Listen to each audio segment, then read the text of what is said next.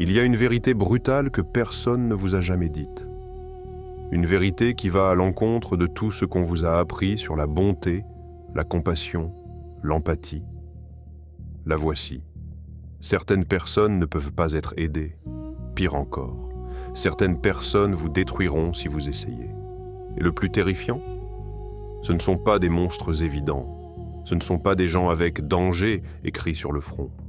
Ce sont souvent ceux qui semblent les plus vulnérables, les plus désespérés, ceux qui déclenchent instantanément votre instinct de sauveteur. Mais derrière les larmes, les appels à l'aide, les promesses de changer, se cache quelque chose de toxique, un trou noir émotionnel qui aspirera votre énergie, votre temps, votre santé mentale, et qui ne vous donnera rien en retour, sauf de la culpabilité quand vous essaierez de partir. J'ai appris cette leçon de la manière la plus difficile, en perdant des années de ma vie, en sacrifiant ma paix intérieure, en croyant naïvement que l'amour suffisait, que la patience était une vertu, que si je donnais assez, ces personnes changeraient. Elles n'ont pas changé, elles ne changent jamais, et elles ont failli me détruire. Alors, dans cette vidéo, je vais vous révéler les 7 types de personnes que vous devez absolument éviter d'aider. Les 7 profils toxiques qui se cachent derrière le masque de la victime. Et surtout, comment les identifier avant qu'il ne soit trop tard. Parce que votre compassion est précieuse, mais elle n'est pas infinie. Et certaines personnes ne méritent pas une seule seconde de votre énergie. Avant de commencer ce voyage qui pourrait vous sauver d'années de souffrance, abonnez-vous, laissez un like et surtout, partagez cette vidéo avec quelqu'un qui en a besoin. Quelqu'un qui donne trop. Quelqu'un qui s'oublie pour sauver les autres. Commençons. La première personne dangereuse est celle que j'appelle le vampire émotionnel perpétuel. Et croyez-moi, vous en connaissez au moins un. C'est cette personne qui a toujours un problème, toujours une crise, toujours un drame qui nécessite votre attention immédiate. Lundi, c'est son travail. Mardi, c'est sa relation. Mercredi, c'est sa santé. Jeudi, c'est sa famille. Et le cycle recommence. Encore. Et encore. Et encore. Mais voici le piège.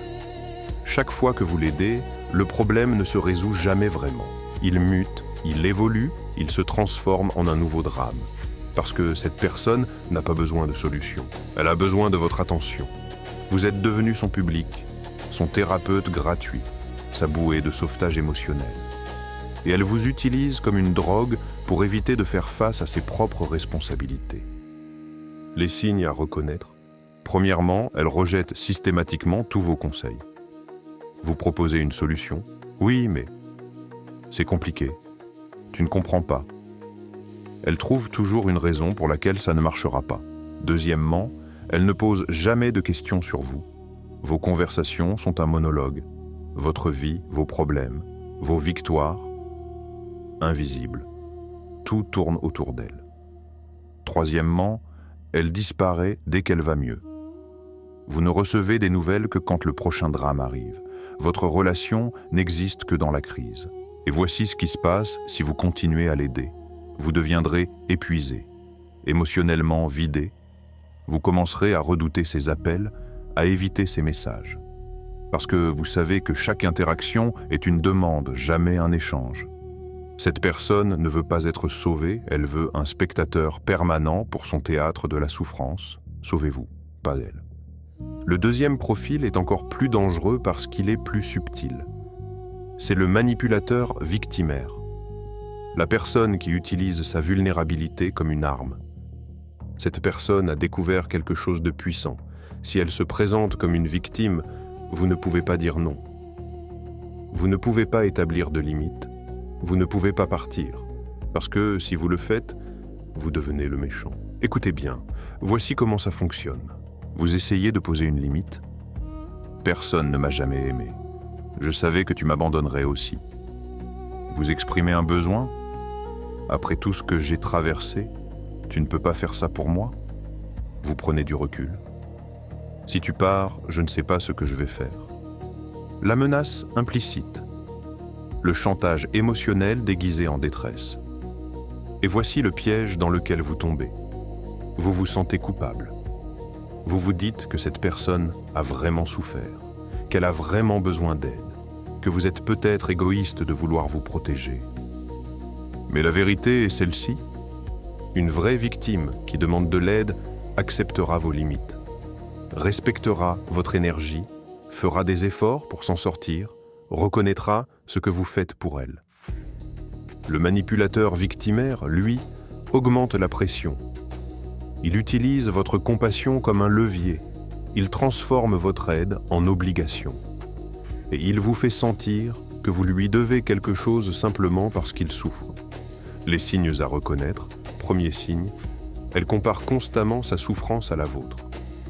Si vous avez un problème, le sien est toujours pire. Vous ne pouvez jamais gagner au jeu de la souffrance. Deuxième signe, elle utilise des phrases comme « après tout ce que j'ai fait pour toi », alors que vous lui avez donné 10 fois plus qu'elle ne vous a jamais donné. Troisième signe, elle menace subtilement de se faire du mal si vous ne répondez pas à ses besoins. Ce n'est pas dit directement, mais le message est clair. Et voici ce qui arrive si vous restez, vous deviendrez otage, prisonnier de sa souffrance, incapable de vivre votre propre vie parce que vous portez la sienne sur vos épaules. Cette personne ne cherche pas de l'aide, elle cherche un esclave émotionnel. Libérez-vous. Le troisième type est le plus insidieux, le narcissique déguisé en brisé. La personne qui se présente comme humble, blessée, en quête de guérison, mais qui cache un ego démesuré. Au début, cette personne semble parfaite, vulnérable mais forte, consciente de ses défauts. Elle parle d'introspection, de croissance personnelle, de vouloir devenir meilleur. Vous vous dites, enfin quelqu'un qui fait le travail sur soi, quelqu'un qui mérite vraiment d'être aidé. Erreur. Parce que voici ce qui se passe une fois que vous vous investissez. Cette personne ne cherche pas vraiment à changer. Elle cherche à être admirée pour avoir conscience de ses problèmes. Elle collectionne les traumas comme des trophées. Elle transforme sa guérison en une identité. Elle parle de ses blessures, mais n'écoute jamais les vôtres. Elle demande des conseils, mais se fâche si vous en donnez. Elle veut de l'aide, mais rejette toute forme de responsabilité. Voici la différence cruciale. Une personne vraiment brisée qui veut guérir agira. Elle fera le travail difficile, elle sera inconfortable, elle reconnaîtra quand elle fait du mal aux autres. Le narcissique déguisé, lui, reste dans le confort de la théorie. Il parle, il analyse, il intellectualise, mais il ne change rien, parce que ses problèmes lui servent. Il lui donne de l'attention, de la sympathie, un statut de victime qui excuse tout. Les signes à reconnaître. Premier signe. Elle parle constamment de son développement personnel, mais ne progresse jamais. Même problème, même pattern, mêmes excuses, juste un vocabulaire plus sophistiqué. Deuxième signe, elle devient défensive ou agressive quand vous pointez une contradiction entre ses paroles et ses actes. Tu ne comprends pas mon parcours. Troisième signe. Elle utilise ses traumas passés pour justifier ses comportements toxiques présents. C'est à cause de mon enfance, devient un passe-droit permanent. Et si vous essayez de l'aider, vous deviendrez son miroir, son public, celui qui valide son image de personne profonde en quête de vérité, pendant qu'elle continue exactement les mêmes comportements destructeurs. Cette personne n'a pas besoin de votre aide. Elle a besoin d'un auditoire pour son monologue narcissique. Refusez le rôle. Le quatrième type de personne dangereuse est le projecteur toxique. Celui qui ne voit jamais le problème en lui, mais toujours chez les autres. Vous connaissez cette personne. C'est celle qui est toujours entourée de gens toxiques. Son ex est toxique. Son ancien patron est toxique. Son meilleur ami d'avant est toxique. Sa famille est toxique. Et devinez quoi? À chaque fois qu'elle vous raconte ses histoires, elle est toujours la victime innocente. Jamais un moment de remise en question. Jamais une responsabilité acceptée. Vous vous dites, Cette personne a vraiment eu de la malchance. Elle mérite quelqu'un de bien dans sa vie. Je vais lui montrer que tout le monde n'est pas comme ça. Et c'est là que vous devenez la prochaine cible. Parce que voici ce qui se passe inévitablement. Au début, vous êtes l'exception. Vous êtes différent. Vous êtes enfin quelqu'un qui comprend. Elle vous met sur un piédestal. Vous êtes son sauveur. Mais le piédestal est glissant. Dès que vous commettez la moindre erreur, dès que vous posez une limite, dès que vous n'êtes pas disponible à 3 heures du matin, vous rejoignez la liste. Vous devenez comme tous les autres, toxique, égoïste, un manipulateur. Voici ce que fait le projecteur toxique. Il projette ses propres comportements sur les autres. Il est manipulateur. Il accuse les autres de manipulation. Il est égoïste. Il se plaint que tout le monde l'utilise. Il est incapable d'intimité émotionnelle. Il dit que personne ne s'est vraiment aimé. C'est de la projection psychologique pure. Mais il n'en a aucune conscience. Les signes à reconnaître. Premier signe, si tout le monde dans son passé est toxique, le problème n'est pas tout le monde, c'est elle. Deuxième signe, elle raconte les mêmes histoires, mais en changeant de casting. Même dynamique, même conflit, personne différente. Le pattern est le même parce que c'est elle le pattern. Troisième signe, elle refuse catégoriquement toute suggestion qu'elle pourrait avoir contribué au problème. Tu prends leur côté, devient sa défense automatique. Et si vous essayez de l'aider à voir ses propres patterns, elle vous accusera de l'attaquer, de ne pas la soutenir, d'être comme les autres. Cette personne ne veut pas comprendre. Elle veut confirmer sa vision du monde où elle est la seule saine entourée de fous. Vous ne pouvez pas l'aider. Vous ne pouvez que devenir son prochain exemple de personne toxique. Échappez-vous avant de rejoindre sa collection. Le cinquième profil est particulièrement douloureux parce qu'il donne de l'espoir. C'est le changeur prometteur. La personne qui promet toujours de changer demain. Cette personne reconnaît ses problèmes. Elle s'excuse, elle pleure, elle promet que cette fois sera différente. Et vous la croyez ? Parce que vous voyez la sincérité dans ses yeux. Vous entendez le remords dans sa voix. Et peut-être que pendant une semaine, un mois, elle change vraiment. Vous vous dites, ça y est, mon aide a porté ses fruits. Elle évolue enfin. Puis ça recommence. Exactement le même comportement, le même pattern destructeur. Et quand vous le confrontez, même scénario, même larmes, même promesse. Je suis désolé, je vais changer. Donne-moi une autre chance. Et le cycle continue. Encore, et encore, et encore. Voici ce que vous devez comprendre. Les vraies excuses incluent un changement de comportement. Point final. Les mots « sans action » sont de la manipulation, même si la personne croit sincèrement ce qu'elle dit sur le moment. Le changeur prometteur n'est pas forcément malveillant. Souvent, il croit vraiment vouloir changer. Mais vouloir et faire sont deux univers différents. Et il reste bloqué dans l'intention sans jamais passer à l'action durable. Pourquoi ? 3 raisons. Premièrement, le changement réel est inconfortable. Il nécessite de faire face à des choses qu'on a évitées toute sa vie. C'est plus facile de promettre que d'agir. Deuxièmement, vos promesses d'acceptation, après ces excuses, lui permettent de continuer sans vraiment changer. Vous devenez son filet de sécurité. Il peut tomber, encore et encore, parce que vous le rattrapez. Troisièmement, il confond regret émotionnel et transformation réelle. Il ressent vraiment de la culpabilité dans le moment. Mais cette culpabilité disparaît avant que le travail difficile commence. Les signes à reconnaître. Premier signe, le pattern se répète. Une fois peut être une erreur, 2 fois peut être une rechute, 3 fois est un choix. Deuxième signe, les excuses sont émotionnellement intenses mais suivies de peu d'actions concrètes. Pas de thérapie recherchée, pas de livre lu, pas de changement structurel dans sa vie. Troisième signe, elle vous demande de prouver votre amour, soutien, en lui donnant une autre chance, plutôt que de prouver son changement par ses actes. Et si vous continuez à accepter les promesses sans exiger les actions, vous deviendrez prisonnier d'un cycle sans fin. Votre vie sera rythmée par ces rechutes et ces promesses. Vous vieillirez en attendant un changement qui ne viendra jamais. Cette personne ne changera pas pour vous. Elle changera uniquement si elle perd quelque chose d'assez important. Et parfois, ce quelque chose, c'est vous. Votre départ pourrait être le déclic dont elle a besoin. Ou pas. Mais au moins, vous serez libre. Le 6e type est surprenant parce qu'il ne ressemble pas à un danger au premier abord. C'est le compétiteur caché. La personne qui transforme votre relation d'aide en une compétition invisible. Vous essayez de l'aider à trouver un travail.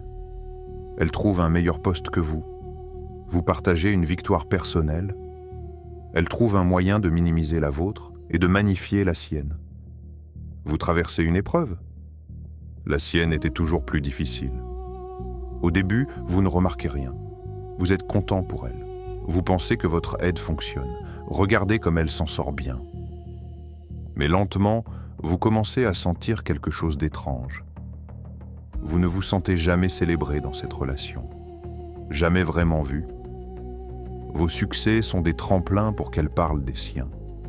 Vos problèmes sont des opportunités pour qu'elle prouve qu'elle en a vécu de pire.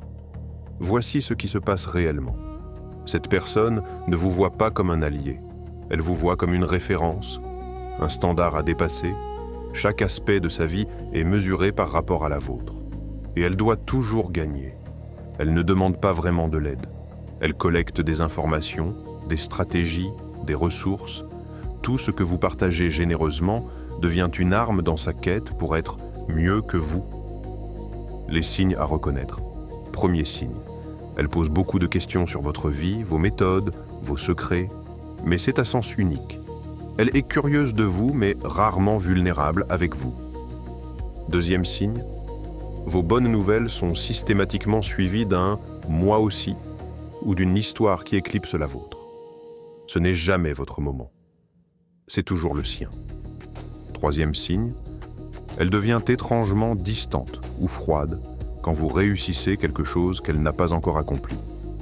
Votre succès menace son ego. Quatrième signe, elle copie vos idées, vos projets, votre style, mais prétend que c'est une coïncidence ou que vous êtes paranoïaque si vous le mentionnez. Et si vous continuez à l'aider, vous deviendrez un outil, un marchepied pour son élévation. Chaque chose que vous partagez sera utilisée, jamais appréciée. Et le jour où vous aurez besoin d'elle, elle ne sera pas là. Parce que vous n'êtes utile que dans votre rôle de donneur. Cette personne n'est pas votre amie. C'est votre compétitrice qui porte le masque de l'élève reconnaissante. Gardez vos stratégies, gardez vos secrets, gardez votre énergie pour ceux qui célèbrent vraiment votre succès. 12h, 13h45. Type 7, le sauveur inversé. Et enfin, le 7e et dernier type, le plus paradoxal.